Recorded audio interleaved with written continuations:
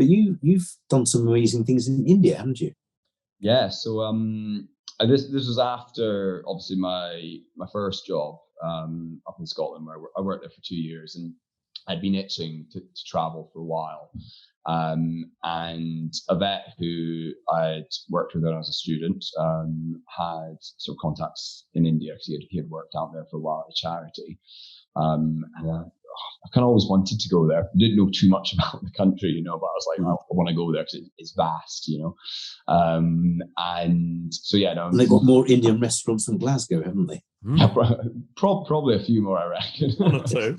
Close, yeah. So yeah, no, made the decision to go over there and worked with a charity in Jaipur called Help in Suffering. It's a very dramatic name, Help in Suffering. But they, very much that works for them as a charity over there. They like to kind of emphasize these things. And the most amazing thing about this charity, because I worked in Thailand later at another charity. The most amazing thing about this one was it was very much run by the community. And I then moved on later on to Thailand, and I worked at a charity there, which was very much run by Westerners for kind of Westerner approval. And I mean, they'd spend thousands relocating a dog to Norway. I don't know. I enjoyed my time there as well, but certainly this Indian charity, I mean, the whole community was involved, and I think it was so affirming kind of as a vet to do that, in the sense that we get lost in this kind of slight financial side and corporate sides. I mean, well, maybe we don't, but higher powers sometimes dictate these things. And to just kind of sort of stop seeing the cost of everything, but like the value of things was just so important. And that's a nice way of putting it. Yeah, I just coined that right now. But it was just the way the community was involved. And I mean, Jaipur is a massive city. I don't even know the population, but I imagine it rivals London.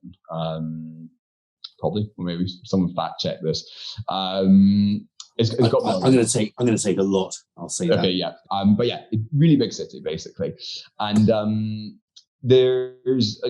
Have you heard of the kite festival? Yes. Yes, I have. Yes. You know the kite runner. That kind of. Hussaini, wasn't it? Hussain. Yeah. I think it's set in a different country, but the kite festival they celebrate in a few countries. Yeah, I think it was set in Iran, wasn't it? I think it was more Middle Eastern than India.